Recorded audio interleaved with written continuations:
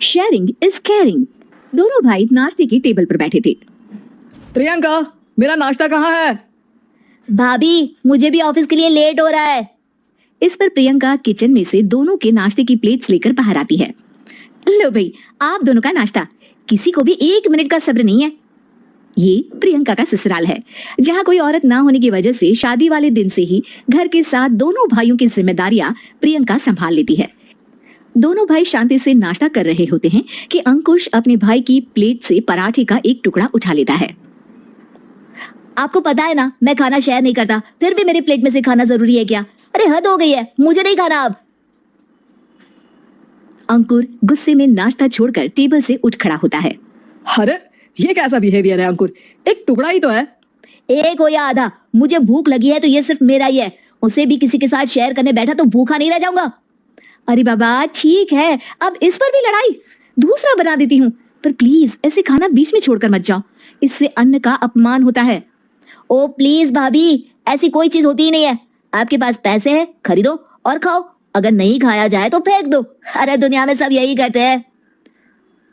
अंकुर bag उठाकर office के लिए चला जाता है, जिसके पीछे उसका बड़ा भाई मायूस सा घर में खड़ा रह जाता है। जिसने बचपन से सोने की चम्मच में खाया हो, उसे दुनिया के बारे में क्या पता होगा। वैसे गलती तो हमारी ही है। अगर कभी बचपन में ही सही गलत का फर्क सिखाया होता तो आज ये हाल नहीं होते। आप फिक्र क्यों करते हैं जी? भगवान है, वो जो भी करता है सबकी भलाई के लिए ही करता है, और जब वो चाहेंगे तो अपनी तरह से अंकुर भैया को भी सब कुछ सिखा देंगे। पत्नी की बात पर विश्वास कर अंकुश भी ऑफिस चला जाता है। सुबह से दोपहर होती है और अंकुर लंच करने ऑफिस के पास वाले रेस्टोरेंट में पहुंचता है, जहां वो एक साथ बहुत सारा खाना ऑर्डर कर देता है। सर, क्या कोई आपको ज्वाइन करने वाला है? नहीं तो क्यों? अब कुछ नहीं सर, ऐसे ही। वेटर चला जाता है और कुछ देर में अंकुर का ऑर्डर लेकर वापस आता है, जिस पर अंकुर सब डिशेस में से थोड़ा थोड़ा खाकर बाकी ऐसे ही छोड़कर बिल देकर चला जाता है। वाह भगवान, तेरी माया। कहीं कोई एक एक टुकड़े के लिए तरसता रहता है और ये 5 लोगों का खाना ऑर्डर करके एक का भी पूरा नहीं खाते। पैसे वालों की माया। वेटर टेबल साफ कर बचा हुआ सारा खाना लेकर रेस्टोरेंट के पीछे घूम रहे बच्चों के पास पहुंच जाता है, जिसे देख बच्चों के चेहरे खिल उठते हैं। वाह, आज इतना सारा खाना आया। थैंक यू भैया, भगवान आपको खाने की फैक्ट्री बना दे। अगर ये फैक्ट्री मेरी होती तो तुम लोगों को कभी किसी का झूठा बचा हुआ खाना नहीं खाना पड़ता।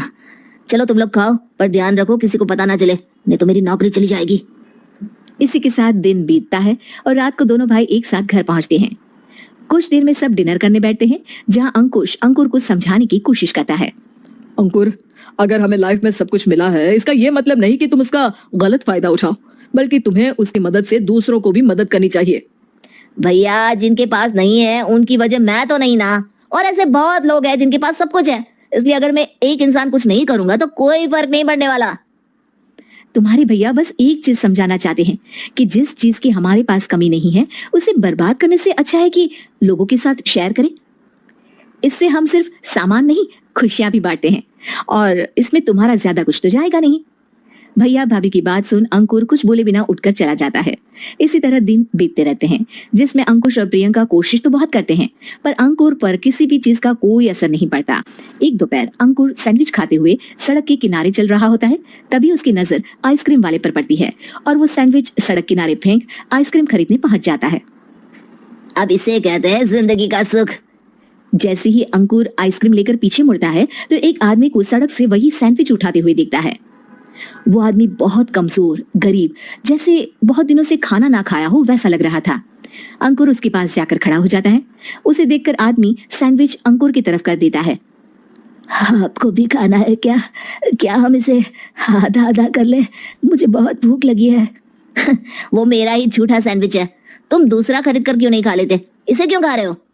अरे भैया, अगर खरीदने के पैसे होते तो 4 दिन से भूखा नहीं घूम रहा होता। हैं? क्या तुमने 4 दिन से कुछ नहीं खाया, फिर भी इस आधे सैंडविच को मेरे साथ बांटने के लिए तैयार हो गए? क्यों?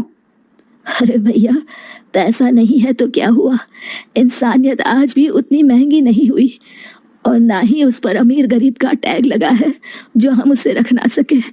पर अफसोस, आजकल लोगों के अंदर पोषण, खून या विटामिन से ज्यादा इंसानियत की कमी होने लगी है।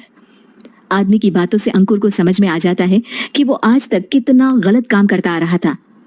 इसके बाद से वो अपनी किसी के साथ शेयर नहीं करने और खाने को बर्बाद करने वाली आदत को छोड़ देता है।